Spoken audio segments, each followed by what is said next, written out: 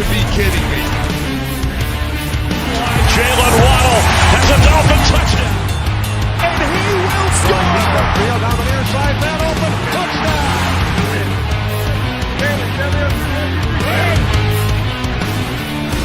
The run from Tua Tagovailoa. Touchdown. He's going deep. He's got it for a touchdown again. Tagovailoa trying to pick up for it. Fire to the end zone. Touchdown. Beautiful day to be a Dolphin fan. Let's go!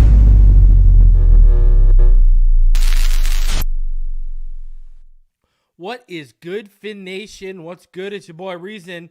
And we are back here for another one as we are going to recap the 8th week of the season as your Miami Dolphins are now 6-2. Second in the AFC with the chance to take first place this weekend. Huge game on deck. They tried to sell you all the Eagles games was a big game. It's paling in comparison to this game. There is literally not even a doubt about it. So let's hop into this stuff, man. I'm gonna start off with, we're gonna start off a little different this week. I'm gonna start it off in my opening thoughts. We're gonna kick it off with the Jabroni of the week. Why not? Why not? It's Victory Monday. Let's talk that ish. Everyone who complained about Miami's schedule, you are officially a Jabroni of the week. Are we serious right now? We blow out the Denver Broncos by 50 points. We hang 70 on them. Kansas City waltzes into Denver yesterday. They're 16-0. They haven't lost in their last 16 games against the Denver Broncos. And they drop an absolute dud. Do we got to talk about the fact that we just beat the Patriots yesterday, swept them for the season, and Buffalo has yet to beat them this season? So I thought it's a cupcake schedule, huh? I thought it's an easy schedule. Why couldn't Kansas City beat, let alone blow out, the Kansas City Chiefs? Why couldn't the Buffalo Bills beat, let alone blow out, the New England Patriots? We beat them by 14. In today's NFL, that's a blowout.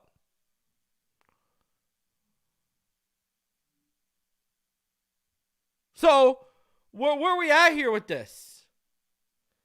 You see, Angel makes the perfect point. We scored 10 touchdowns against the Broncos. Kansas City couldn't score one. So, where are we going here right now? This is absolutely this narrative just got destroyed yesterday when the Broncos beat the Chiefs. Done. Over. Because here's the thing. Miami isn't just beating these teams. They're decisively beating them. Right? Like, let's talk about it. They're decisively beating these guys. Now, on the flip side, the Dolphins may have a vengeful Chiefs team on their hands in Germany, but I like the fact the Dolphins have already headed out to Germany. They left about an hour or two ago. While Kansas City, they're preparing in Kansas City. Man, we're going to be adjusted to the time. Listen, we saw what happened. The Bills fans, they shouldn't have let Jacksonville stay a week in London, blah, blah, blah, blah, blah. Well, Jacksonville beat the Bills when they had a lot of time before the game in London. So hopefully that works for us, man. This is a big game. This is a big game. This is the game we need to talk about.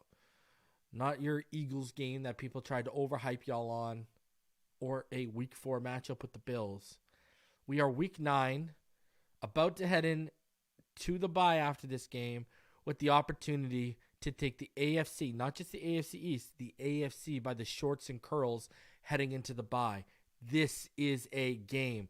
This is as close to an in-season playoff game you can get early on in the season, halfway through the season, as possible.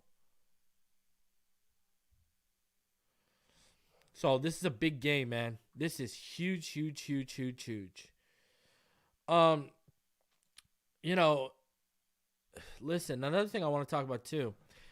If Connor Williams is coming back, it sounds like Robert Hunt, we'll get into it later, but it sounds like it's going to be day-to-day and it's nothing serious. But if you were to have to sit Robert Hunt, am I the only one that would go Robert Jones at right guard and then see what Kendall Lamb has at left guard? Kendall Lamb's played 4 straight games on that left side. Now he's just got to play a little bit more in a phone booth, and he's got to take on a little bit heavier guys.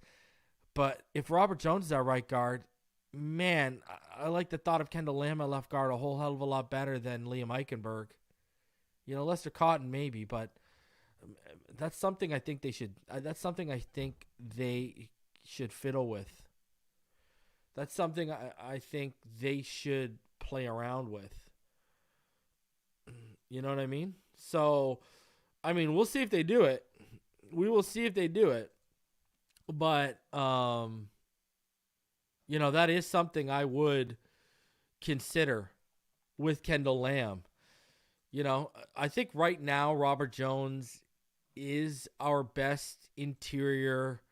I don't think there's a doubt he's our best interior guy. You know what I mean? I just don't think there's a doubt. So maybe you got something with Lamb too. Maybe you got something with Lamb. He's a guy who's mainly, he has played he played a little left guard in 2019. But he's a guy who he's mainly been a left tackle or a right tackle. Hasn't really played a lot of guards since he's been in the NFL. He only played a few snaps at it in 2019. But, it's just you got to play in a phone booth a little bit more. And obviously, you got to take on bigger guys. But I bet you he's going to be better than Eichenberg. Mark my words. Trust me. I bet you he's better than Eichenberg. I can almost guarantee you he's better than Eichenberg and what Eichenberg will offer you. Anthony Petros said, Lamb said he wouldn't play guard. Brother, you will play where I tell you to play when I'm the coach of the Miami Dolphins and you are a roster player trying to get another contract and you're a swing guy. Let me be the first one to tell you that. That would be my response to someone who would say that. That would be my first response is, that's fantastic. Guess what? I'm the coach. Go play guard. That's what I'd be saying. I think Robert Jones is the guy. If Robert Hunt's healthy, then you just stick Robert Jones there. But if you're going to have to go multiple offensive linemen on the interior, I'm sorry, bro. I'm saying to him, listen, you want playing time? You're kicking in. You want a chance at a ring, or do you want to risk it all for Liam Eichenberg and Lester Cottontail? That's basically what I'm saying. Nate knows what I'm saying. You will play inside and you will like it. You are not you don't call shots, brother. All right? You don't even make enough money to have the inclination that you can call shots is what I'm going to say. That's exactly what I'm going to say to that, man. But that segues into the trade deadline here. Are the Miami Dolphins going to make a move by tomorrow's trade deadline? Listen, I had a conversation with today. I'll give you guys a few things I gave to the Patrons and the channel members over the weekend. I can confirm we checked in on Montez Sweat. Listen, what Neil said, I can confirm that same source we asked about Patrick Surtain. First of all, like I've been saying, Denver's not really looking to trade him. And if they are, you got to do better than what the Jags got for Patrick Surtain, for Jalen Ramsey. That's what you're going to have to trade for Patrick Surtain. That's a lot. Number 3, I guess. I've heard where Patrick Surtain's preference is if he looks to be traded. I've heard through the grapevine. And what I've heard is Patrick Surtain, his preference would be the Dallas Cowboys. That's what I've heard. His preference would be the Dallas Cowboys. Now, I don't think they're trading him. I've said this multiple times because I know we've heard conflicting reports that they are and that they're asking for this and that they aren't. Another report came out today that an inside source to the Broncos said they think he's the smartest player on the team. They don't want to trade him. You would have to blow them away to trade for Patrick Surtain. You would have to blow them away. Like, I'm talking, you would have to give 2 firsts, 2 day 2 picks. Like, you ain't getting this man for the cheap. You ain't getting this man for the cheap. And then you got to turn around and probably pay the guy. Right? So, I mean, remember, I believe Ramsey fetched 2 first-round picks. They want more. And they want more than that. So, to me, I think you're going to have to trade 2 first-round picks, 2 day 2 picks. And I don't think they're trading him anyways. I think it's so high because they don't want to trade him. Why would you want to trade him? He's one of the best corners in the NFL. Now, I have heard that, the Cowboys were his preference, but also I heard the Cowboys were intrigued by the thought because they don't have Diggs and they think they can make a run. But I don't see the Cowboys paying that price. I don't see the Cowboys paying that price and then turning around and paying Patrick Surtain. I don't see a lot of teams doing that unless you don't have a corner at all. You know what I mean? Now, we've seen teams can afford 2 high-priced corners, a la the Dolphins with Xavier Howard and Byron Jones. You can make it work. But, man, talk about paying twice. Ugh. So, I don't know if I expect him to get paid. Now, where I would be, the Dolphins need, with all these injuries stacking up and potential nagging injuries here, like Robert Hunt's is a hamstring. You got to make this move for the interior guard or a guard who can play center. Like right now, Cesar Ruiz, I would be calling. Y'all need to save money. I need Cesar Ruiz, baby. I think Cesar Ruiz can transition to left guard. He can play right guard and center, but I think he's good enough he can transition to left guard. I'm not worried. I wouldn't be worried about that. Might be something you don't do till the offseason, but, Now, Cody Whitehair, the way his contract's structured, you can move his money around into those voidable years, and you can really restructure that contract. That contract is very restructurable. And you got a guy who can play left guard, center, and right guard. James Brunskill, he can play left guard, center, and right guard. Now, I know there's some fans that want Ezra Cleveland. I think Cody Whitehair is better than Ezra Cleveland. I just think Cody Whitehair, if you look at him, the dip in his play, it's not even a result of Justin Fields. It's this new staff they brought in. Since Matt Nagy has left and the new system's been implemented in Chicago, multiple players on offense have struggled, right? So, and I think Cody Whitehair is one of those too. I mean, you saw Justin Fields basically call them out. So, there's options. There are options. The problem with Ezra Cleveland is you're going to have to pay that man, right? Cody Whitehair's got a couple years left. You can restructure and move his money around. Cesar Ruiz is already re-upped. Cesar Ruiz's new contract already starts next year, and it's very reasonable. It's like $10.5 million a year. And then James Brunskill is low cost, low price. So that's why Ezra Cleveland would be my 4th choice, because he's going to cost. First of all, you're going to have to pony up the package, and then you're going to have to turn around and hand him the bag. So, and who knows what that interior offensive line market's going to be after we just saw the interior defensive line market skyrocket this last offseason. That's why I've said you got to get out ahead of Robert Hunt. Then again, something I've been thinking about, guys. Is this win injury going to work in Miami's favor? Now, a little birdie told me it wasn't positive early on, the early indications of this Isaiah Wynn injury. I'm led to believe this could potentially be a season-ending injury, all right? Now, I don't know, but I've been led to believe that still waiting on testing to come back, still waiting for more answers. But this is what I was led to believe last week. And we're going to get our confirmation soon enough. But early indications is not good. He's probably going to be cheap again. He's literally probably going to be cheap again. Turn around and just pay him a cheap contract, bring Wynn back second year. Would I consider a tight end? Yes. Everyone knows I would have loved Tyler Higbee before he got re-upped. Durham Smythe is in a walking boot today. Would I consider a tight end? Yes, I would. I would consider a tight end for sure. Mario Cristigo says the Miami only beats bad teams narrative is flat out stupid. This isn't college. A win is a win in the NFL any given Sunday. I will say this. I know people are talking about Zach Ertz. What are we talking about with Zach Ertz right now? This guy is a shell. He is nothing anymore. Zach Ertz is just, what are we saying here right now? What is Zach Ertz really going to bring to this team? What is he going to bring to this team right now? And I think, isn't he hurt too? Ertz has not been good, man. So I don't know why. I see people in the comments talking about Ertz. I don't know why people would want Zach Ertz. I really don't. It makes no sense to me.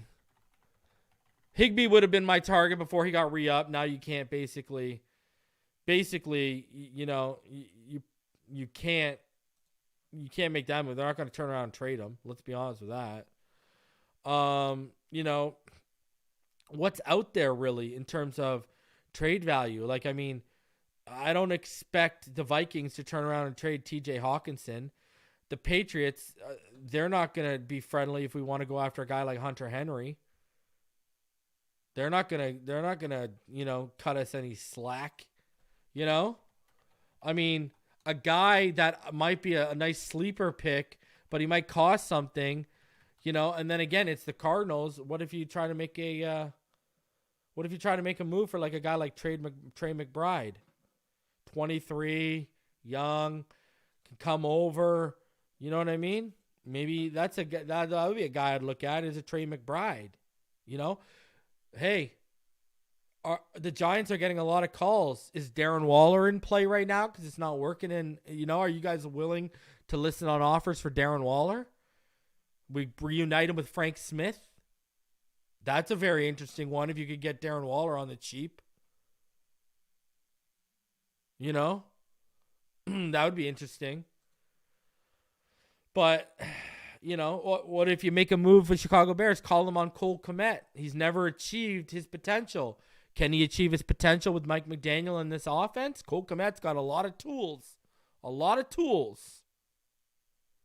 There are tight end options out there. I see Robert Tonyan's, there are options out there. But, there's interesting options. Cole Kmet and Trey McBride on young guys you take a flyer on. Darren Waller, reunite him with Frank Smith. There's options. But I'm going to tell you this right now. I am bolstering that. My targets would be this. I'm bolstering the interior offensive line depth. I need a swing guard who can also play center. I need, Kmet did just sign that extension. Probably not trading for him. $12.5 million too. That's a lot of money. He's underachieved though, man. The sky's the limit for that guy. And he has just not lived up to the hype in Chicago. I can't believe they signed him for that much money. I would be looking at interior offensive line. I would be looking at interior linebacking core. We got no depth. Even if you are happy with Baker's play lately, you got Duke Riley behind him and Channing Tindall, who obviously isn't grasping the playbook. There's no depth behind Raekwon Davis in terms of guys who can play nose. None. Brandon Pilley and Deshaun Hand combined aren't even as good as what Jason Jenkins was for this team.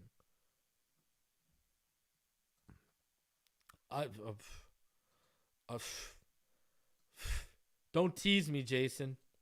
They might have got their little tight end thing, though, with Claypool, so I don't know. The way they're using him, kind of like how they wanted to use Eazy-E, and when you understand what the plan was with Eazy-E to shift him in, 11 personnel, but you can run 21 and 12 personnel looks out of it, whether you motion him inline or into the backfield. I don't know if that was their move with Claypool. So we'll see. But Durham Smythe's got a boot. Man, I would. Kyle Pitts, though. My God. Please. Oh, I'm sure they'd ask for the stars and the moon, though, because of his season. They're just going to blame it on what we all know it is. It's bad quarterback play is why, he's underachieved a little bit. Let's be honest with ourselves. And then Ritter just got benched. So, if it wasn't for bad quarterback play, I don't even think we'd be bringing up that name because he'd probably be up there right now. You know what I mean? All right. Would I trade X in 2 second-round picks? No, I wouldn't trade X this year. For who? Would you for? I know you said consider a tight end, but who would I be trading X in 2 second-round picks for? But I wouldn't be trading X this year. You want to see what you got with Jalen Ramsey? Listen. If you didn't come away from that game yesterday saying to myself, "By God," like your name was Jim Ross, what is this defense going to look like with a healthy Jalen Ramsey, with a healthy Javon Holland, with a healthy Xavier Howard, with a healthy Deshaun Elliott, and with Cater where he belongs in that slot? If you didn't come away saying that, man, I don't know what to say to you. That's what I came away saying. This secondary is about to be disgusting. Yes, I think Claypool is going to get used more. That flash after the catch yesterday, you saw it now. You've seen it's growing each week, right? You saw his first usage. Okay, use him in blocking scenarios. Now they're using him in passing scenarios. And he made a catch, made a little nifty play after the catch. He's earning more reps, and he's earning more looks. Claypool is going to be that dude. I'm telling you. Man, I'm hoping he can stick around in this receiving core because that guy's got potential in this receiving core. My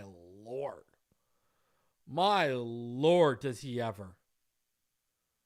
So, yeah, do I think we got till tomorrow? Listen, here's the deal. Tomorrow's Halloween. If they make a trade, a big one, I'll go live tomorrow. And then me and Martin are going to be live more so later in the evening, probably around 8:30 because I got to go trick-or-treating with my kids. So all of y'all. And then speaking of, thank you to all the channel members, Patreon supporters, my Phinside Patreon fam. Love all of you. I hope you, channel members, you got a update this weekend. And then Patreon members, you also got a 3 takes video this weekend. So hope y'all enjoy that. Appreciate y'all for supporting the channel. Man, over 518 of you in the room. Please smash that like button. Subscribe if you are new. Hey, man, Josie Jewell is a guy I like. I've been talking about him for a couple weeks now, for sure. Let's get into recapping this past week. We got a lot to go over. Let's get into the snap counts for the Miami Dolphins. Liam Eichenberg and Austin Jackson saw 100% of the snaps. The only offensive lineman who started the game yesterday that finished it. Lamb did come back in, thank God. But anyways, continuing on here with everything. Listen, this is you got Ramsey playing all but 4 defensive snaps. My God. You got Lester Cotton, basically having to split with Robert Jones because of that injury. Look at the snaps here. Look at Claypool, his workload. The 11 snaps, you're seeing his workload going up too, right? Now, it doesn't look like much, but it was more than what he had last week. So, got to give him his due there, that's for sure. And look at, that's Julian Hill getting 44% of the snaps, 34 snaps. Huge. Waddle and Hill tied for snaps at 58. Mostert, clear running back 1. Salvin Ahmed and Jeff Wilson get the same amount of snaps, which when you look at their body of work yesterday, don't know why they deemed that necessary. Jeff Wilson should have definitely outsnapped Salvin Ahmed. And then when you shift over to the defensive snaps for the Miami Dolphins, you see Brandon Jones, basically, he played every snap yesterday, filling in for Javon Holland. And you know what? I think that was one of his best games as a Dolphin, and I think that was definitely his best game under Fangio yesterday, for sure. Night and day compared. Just night and day compared to what he was the week before. A couple weeks before against the Bills when he had to start, sorry. So I like what I saw from Brandon Jones yesterday. Really did. And then you see Needham made his debut. He had 4 snaps yesterday. Not very much. But that's what he had yesterday. So those are your snaps. Listen, before we get into the PFF grades, man, I want to talk about something. You know, we're going to get into the PFF grades and stuff. But is it safe to say now Tua Tagovailoa officially owns Bill Belichick? I want to rifle some stuff off to you right now, okay? I want to rifle some stuff off to you. Check this out right now. I want y'all to see right now where Tua is. Tua Tagovailoa has now won 11 straight games versus head coach that have won a Super Bowl. He's 6-0 against Belichick. He's the only quarterback to win his first 6 games versus a single Super Bowl winning head coach in history, Belichick. I mean, what Tua is doing right now, I mean, like, you know, he's the first NFL quarterback to win his first 6 starts against the Patriots since 2000. Josh Allen and Peyton Manning only did it 5 times before they lost. Tua also has the most passing yards, 2,416, through 8 games than any other quarterback in Dolphins history. Dan Marino held the previous record with 2,390 in 1984. Tua Tagovailoa is on track to have a better year passing yard wise than Marino had when he broke records in 1984 and set the record book. Think about that right now. In Week 8 against the Patriots yesterday, Tua Tagovailoa passed for over 300 yards. That was the 11th time in his career and the 4th time this season already. And I'll do you even one better. Check this one out. The Dolphins are 12-1 in games started by Tua against Super Bowl winning head coaches. They've won 11 in a row. He's beaten Belichick 6 times. He's beaten Sean Payton twice. He's beaten McVay. He's beaten Gruden. He's beaten Harbaugh. And he's beaten Tomlin. And the Dolphins have won 20 of their last 28 games started by Tua Tagovailoa, dating back to November 21st, 2021. It's the 4th best win percentage at about 71%. It's about 0.714%. By any quarterback in the NFL since then, behind only Jalen Hurts, Patrick Mahomes, and Josh Allen. And where does Tua rank this season? Number 1 in passer rating. Number 1 in passer yards. Tied for first in passing touchdowns with 18. He's unbelievable right now. Tua Tagovailoa owns Bill Belichick and the New England Patriots. And it's not even particularly close. Let's look into this right now. If you look at Tua Tagovailoa right now, okay, in 6 games, he's thrown 7 touchdowns, 4 interceptions, 1,299 yards. He has a 68.3 completion percentage, a 92.2 passer rating. The guy's unreal. He's only threw 2 interceptions in his past 4 starts against them. And he's averaging over 7.1 yards per pass against them. The guy's he owns them. And you saw, again, they tried to pull out that high 3 safety look, and it worked on the interception. But, I mean, you saw McDaniel and Tua just dice that up in week 1. Tua Tagovailoa right now is just absolutely given the work. Tua Tagovailoa is the biggest nightmare. I mean, Patriot fans go to sleep afraid of Tua Tagovailoa. Hell, Bill Belichick does. Bill Belichick does. There ain't no doubt about that. And I love it. Every single minute of it. Every single minute of it. Man. Don't you love it? Come on. You got to love it, man. You got to love it. It's a beautiful thing. I tell you, it's a beautiful thing right now. It really is. It really is a beautiful thing. It really is. All right.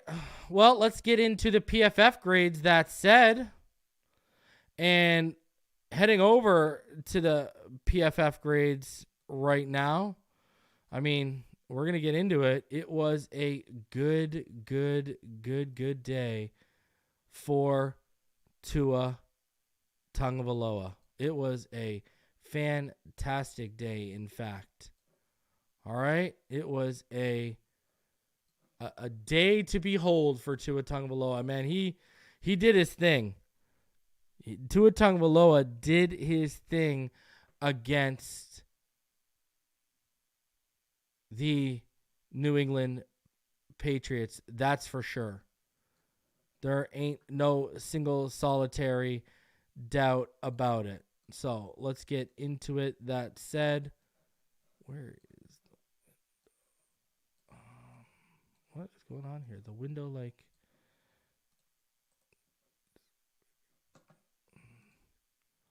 give me a sec, guys. So, hold on a sec. Look at the donation here. Let me get the donation. But Tua can't throw the deep ball. I mean, you know, we've murdered that narrative, have we not, a little bit? Tua can't throw the deep ball. Tua can't stay healthy, and Tua is only good because of Hill. The media is such BS and always has a BS narrative. Man, you ain't lying. No lies detected. I don't know what to tell you, man. No lies detected at all from you right here. I mean, hey, it's a BS narrative that Tua keeps killing. I don't know what else to say. You know what I mean? It is what it is. Let's get into this. All right. PFF grade.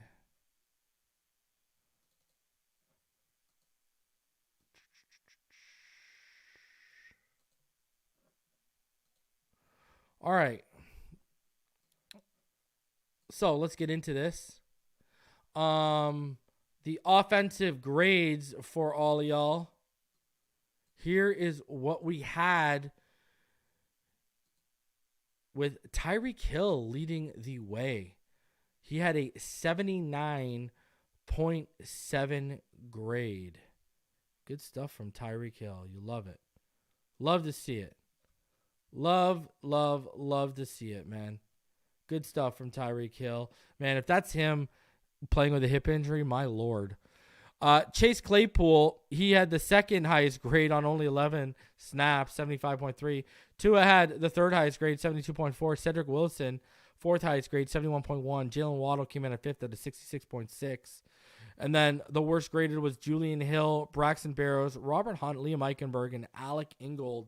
I mean, Liam Eichenberg, again, screwed up a snap. Wasn't pretty at all. All right? And, you know, got to get this man off my team. Holy Jesus. Oh, my God. Tua Tagovailoa, look at the passing chart there. They had him 1 for 4 on deep throws. They had him 8 for 12 on the intermediate level. Then they had him 10 for 16 on the short level. And then behind the line of scrimmage, he was 10 for 11. When Tua Tagovailoa was kept clean yesterday, he was 28 of 41 for 299 yards, 3 touchdowns, and a pick. His average depth of target was about 7.9 yards. His adjusted completion percentage was 68.3.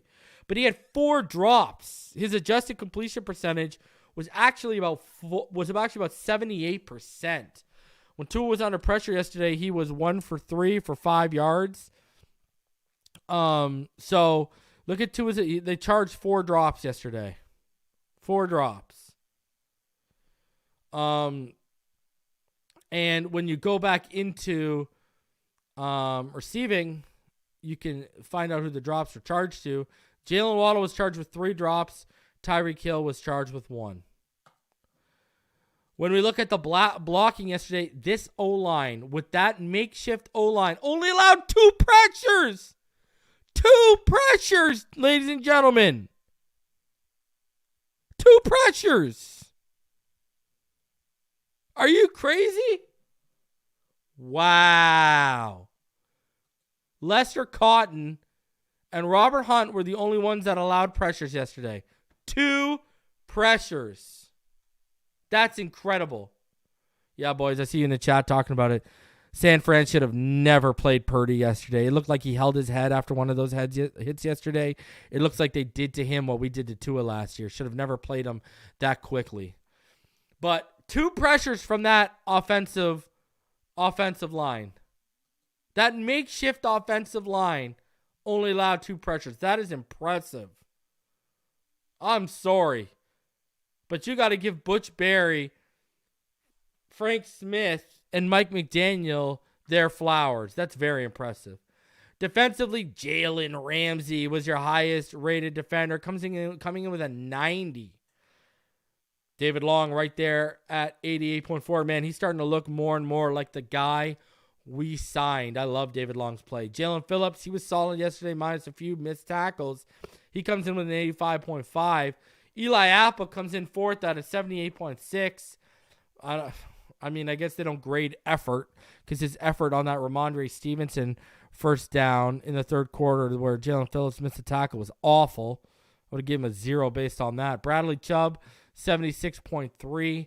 He's your 5th. Christian Wilkins coming in at 74.9. Deshaun Elliott coming in at 72.1. Emmanuel Ogbah, 8th at 69.9. Your worst was Justin Bethel. Don't know why. They keep trying to give him snaps. Raekwon Davis, 2nd worst, so that just, Zach Seiler continues to really not make much noise. Now, he had 3 pressures yesterday, but besides those pressures, he's not really making a lot of great plays. Brandon Jones, I don't agree with this grade at all. I thought Brandon Jones was very good yesterday. And I thought Kader Kohu was good, and that's kind of a weak grade. But anyways, I digress. Those are your defensive grades. When we look at the coverage matchups, this is going to be very interesting when we see Jalen Ramsey. I want to see how many times Jalen Ramsey was targeted, all right? Kader Kohu was targeted 7 times, allowed 6 receptions for 34 yards, 2 first downs. Eli Apple targeted 5 times, allowed 4 receptions for 30 yards and a first down. Jerome Baker targeted 5 times, allowed 3 receptions. And Jalen Ramsey was targeted 3 times, allowed 1 reception for 24 yards and a first down. They charged the Pharaoh Brown tight end reception to him. And he also had an interception as well. He had a forced fumble as well. Brandon Jones, he was targeted twice, allowed 2 receptions for 11 yards and a touchdown and 2 first downs. Deshaun Elliott, he allowed 1 reception on 2 targets for 9 yards, and he had a pass breakup. Bradley Chubb targeted once, allowed 2 yards. David Long targeted once, did not allow the reception against Gesicki, who was real quiet.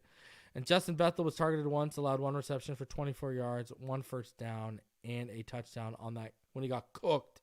Got absolutely cooked by Kendrick Bourne. Absolutely roasted by him.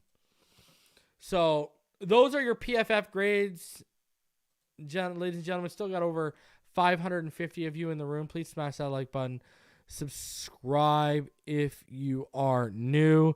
We are not that far away from 13K, my lucky number, the Dan Marino number. We're not that far away at all. We are about 175 away. So let's get there.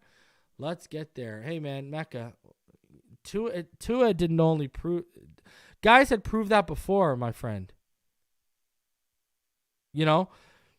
People have been saying Tua proved you don't need a big arm. This has been proven before, ladies and gentlemen. I've been telling all y'all.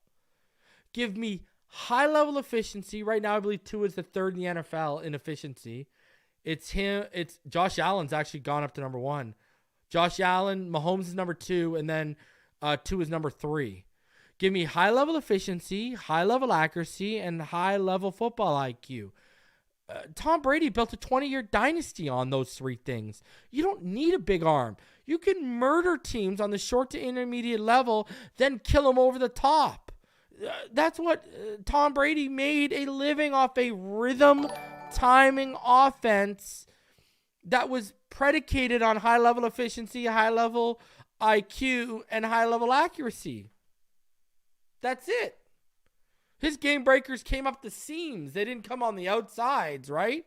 When you talk about Gronkowski and Hernandez, well, I mean, Randy Moss did. And that was remember, and people want to talk about Tyreek Hill, is helping Tua. Do y'all know Tom Brady never threw 30 or more touchdowns before he had Randy Moss?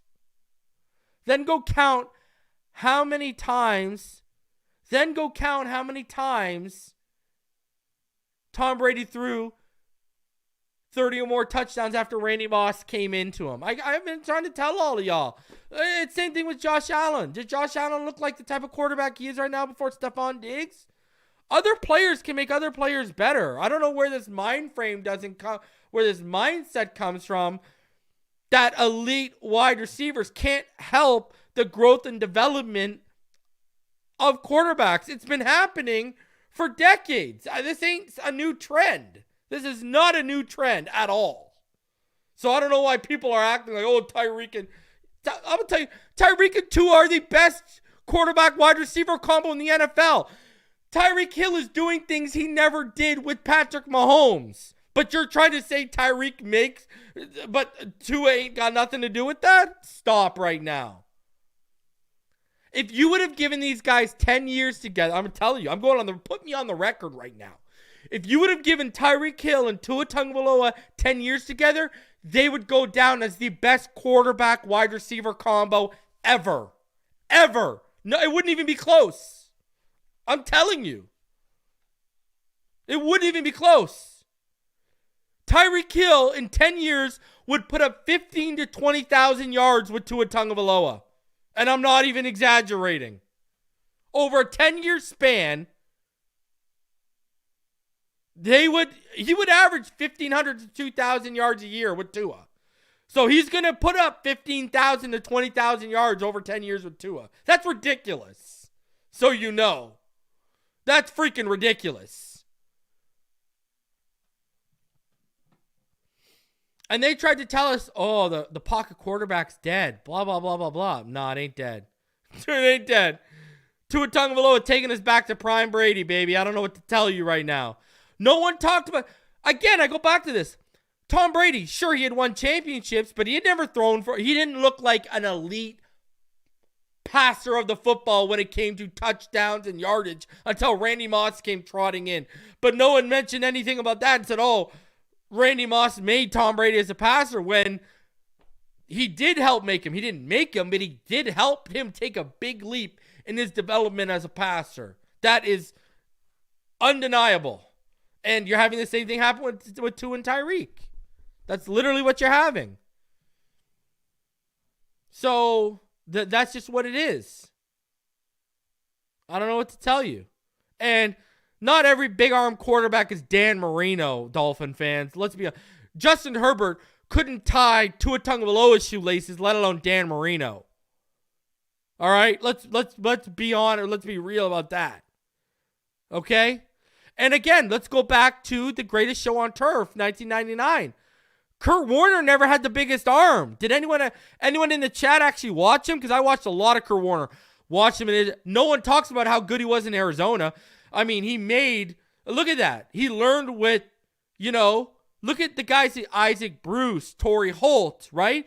Then look what he does. He goes and helps develop Larry Fitzgerald into what he became, and also Anquan Bolden. And he took them as young receivers, he took them to the Super Bowl. Because he had two young He had 2 aged receivers when he was a young quarterback that helped him build up into what he was. And he went to the Super Bowl with them. Kurt Warner was never the biggest arm guy in the world, and he operated the greatest show on turf, who people deem as one of the greatest offenses of all time, who, by the way, only beat one team over 500 in the regular season that year. They had a 2-game losing streak 8 weeks into the season. I believe they lost week 8 and week 9 back-to-back against a 6. Yeah. No, lost week 7 and week 8 because they lost to a 6-1 team and then they lost to a 6-2 team. They lost to 2 teams back-to-back, and then what happened? They ran through the playoffs. They beat one team over 500 in the regular season, the greatest show on turf, in 1999. FYI. And then they won the Super Bowl. So that tells you how much this whole strength of schedule thing really actually matters. All right. There's your answer right there. So, anyways, let's continue on here. We got more to go over. Let's get into the passing charts.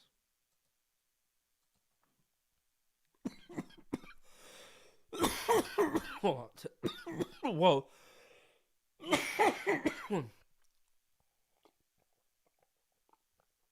Shout out to Pyro for joining the Pro Bowl level. Appreciate you, sir. Excuse me. I don't know how that crept up on me.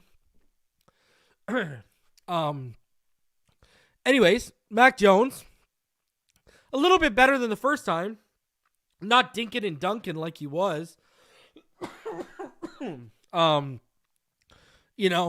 Spreading the ball out, threw 2 touchdowns against us. Only had 161 yards, though. I mean, I guess he was dinking and dunking, let's be honest. But according to Next Gen Stats, he only had, and we'll get into the passing charts in a second here. According to Next Gen Stats, just looking at the chart here, he only had 9 passes beyond 10 yards and completed 3 of them. That's not good. That is not good. That is not good at all. So that's what you guys got. And remember when they were trying to tell us that Mac Jones is better than Tua? And I was like not believing that. Even after that rookie season, I was telling anyone who would listen, y'all are crazy for even suggesting that. Y'all are crazy for even suggesting that. And I stand by that. Crazy for even suggesting that. Continuing on, though, now going over to Tua here. And Tua, you look at him right there. I mean, 30 of 45, 324 yards, 3 touchdowns, 1 interception. Completion percentage over expected, minus 2.8. So they expected him to have a better completion percentage yesterday. Because it was about, 66%. So, and he's pushing that ball, huh? This man was just pushing that ball. Man, look at that. Some quarterbacks with strong arms don't even have that kind of chart weekly. And we see this weekly. They don't even have those many attempts beyond the line. I mean, we saw Herbert again was just dinking to Eckler yesterday. We saw what he did against us. Good stuff from Tua Tagovailoa, man. Pushing that ball, not afraid at all. Not afraid at all. Not afraid, and I love it. Push it. Push it. That's my guy right there, man. Let's go. And now, as we get into the next gen stats themselves, this is what we are dealing with when we look at them. So you can see the longest completed air distance, 26.5 yards for Mac Jones, 53.1 for Tua, literally 2 times the distance. Oh, man. Fastest ball carrier. Tyreek got up to about 20.7 miles per hour yesterday. Kendrick Bourne got up to about 19.41. And that's just every day. That's an everyday occurrence with Tyreek. The fastest sack, Kyle Duggar had one in 3.3 seconds. Jalen Phillips had one in about 3.5. So look, you can already see the discrepancy, right, on Tua's passing chart. They don't have as many deep passes as PFF. They have him 1 for 2. At least I don't think they did. Hold on, let me double check that for a sec. So I'm not speaking out of my wazoo. Yeah, they had 4 attempts. PFF had 4 attempts on the deep. See? This is why. Next Gen Stats, you take this, ladies and gentlemen, Next Gen Stats is what you take to the bank. They've got like stuff in the football so they can indicate. I mean, that shows you how off PFF's eyes are, right? They got 2 more attempts. When you look at Mac Jones, 9 attempts beyond 10 yards, and he was 3. Ouch. 3 for 10. Ouch. Not good.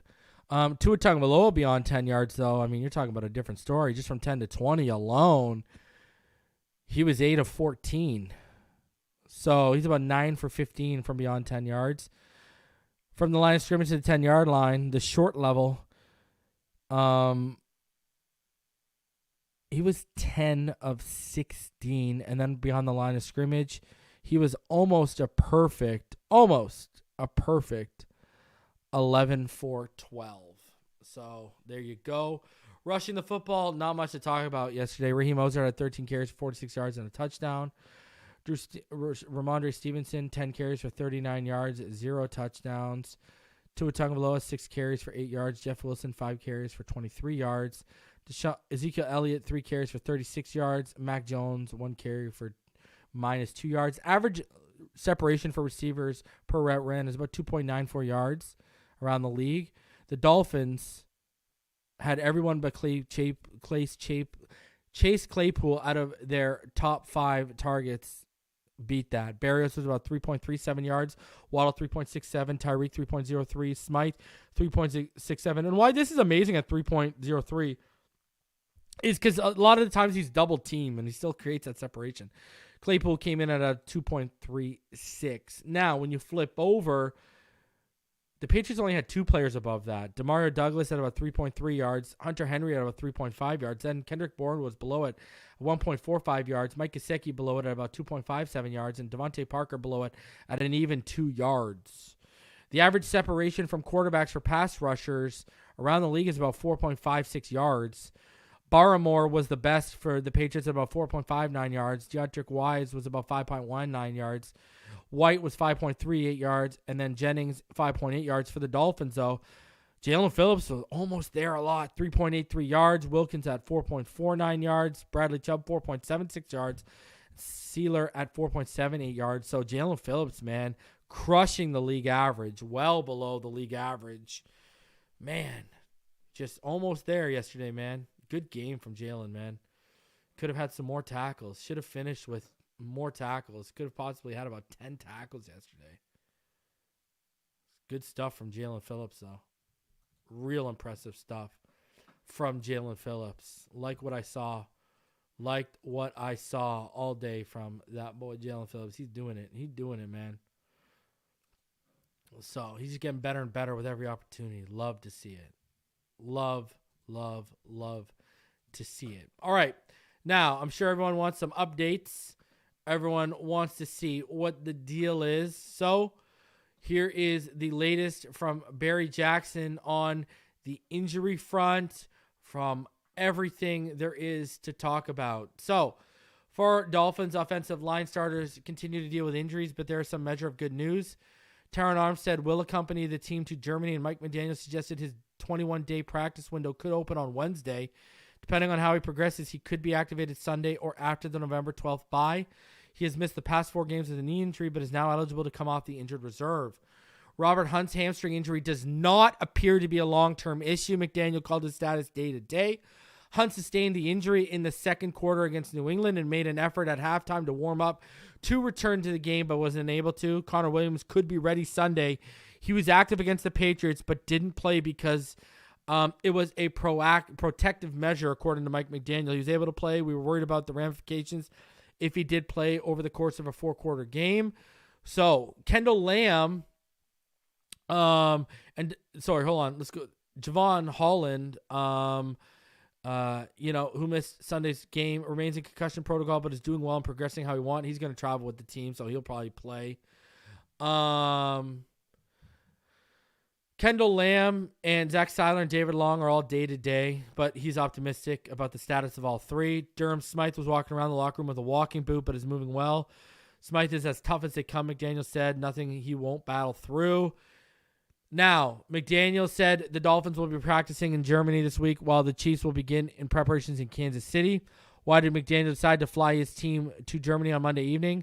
There's so many people that haven't been to Germany and I kind of wanted to get settled and have a post-Tuesday. So Wednesday, Thursday, Friday, that was more routine as I didn't want people, you have a player day off. Why don't you use that to see the sights as opposed to getting there late? I was kind of nervous about people trying to cram in sightseeing. I think it provides an opportunity to go as a team, spend time together, spend the player day off together, and further cement some memories for us to hold on to as we progress on this journey with this team.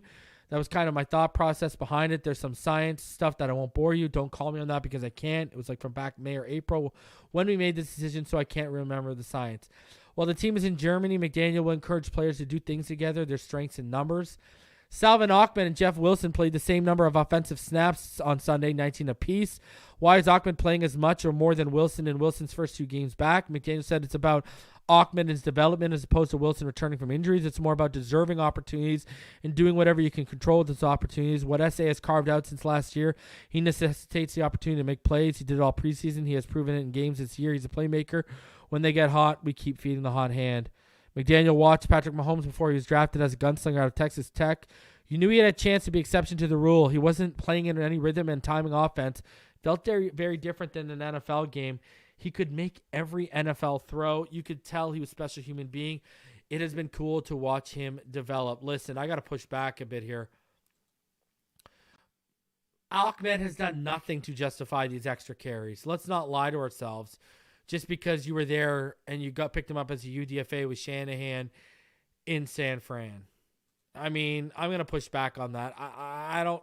You said about the flow of the hot hand and the hot game. Well, that was Jeff Wilson, not Salvin Ahmed. I don't know what game McDaniel was watching in Week 8.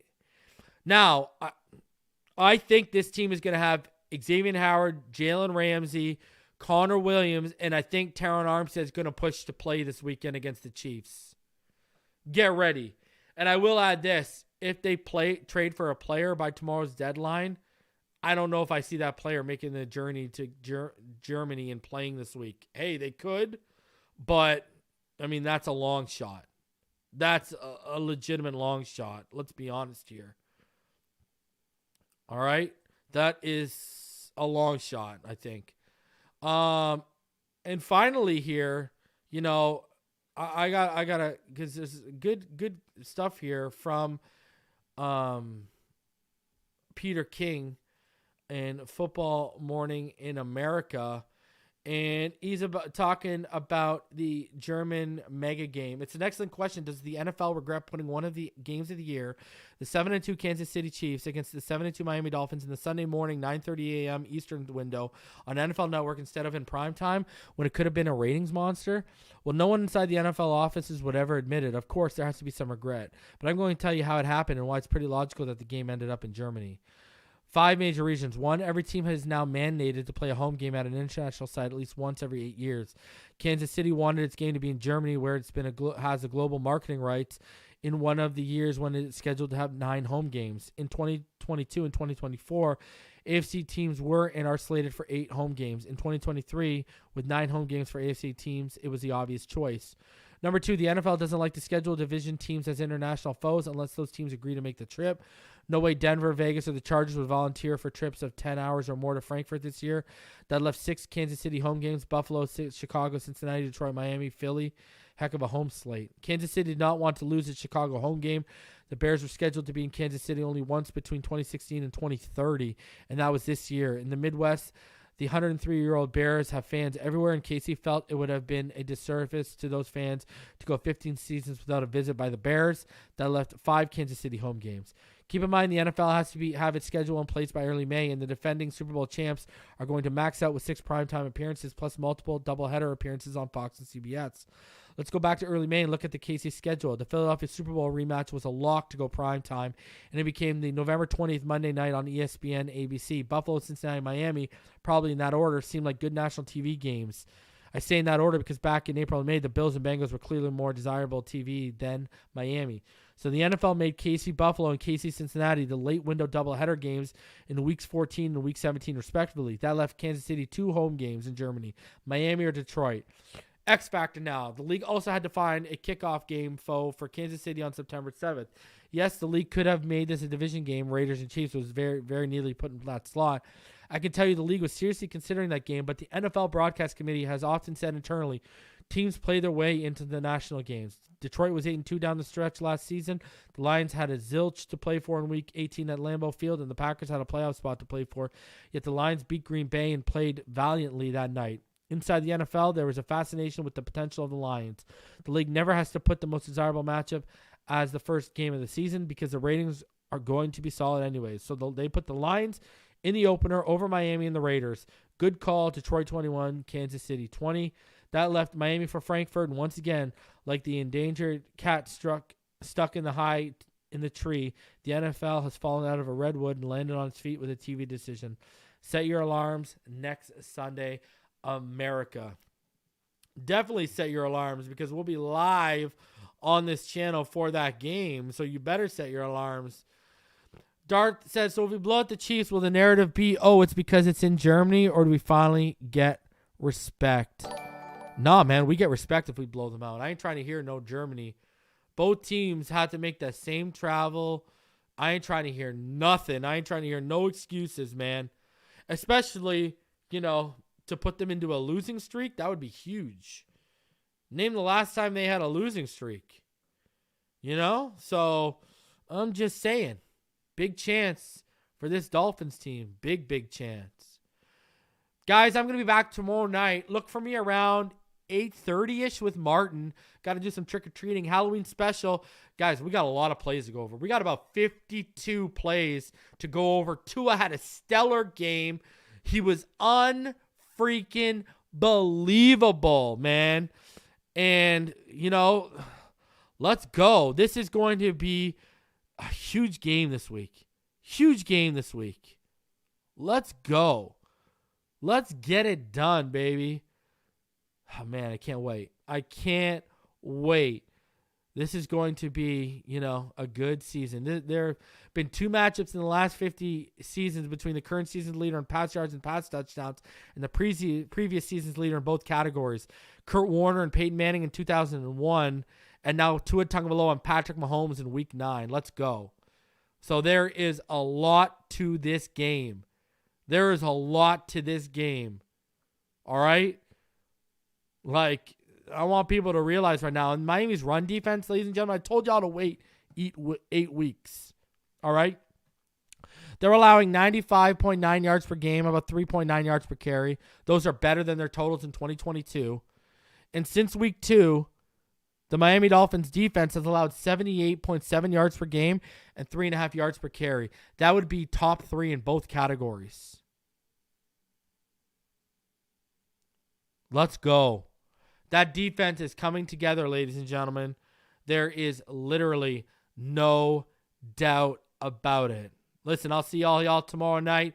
Smash that like button on the way out. I appreciate each and every one of you. You already know what time it is, baby. Fins up all day, every day. Love all y'all. Appreciate all y'all. Have a fantastic Devil's night.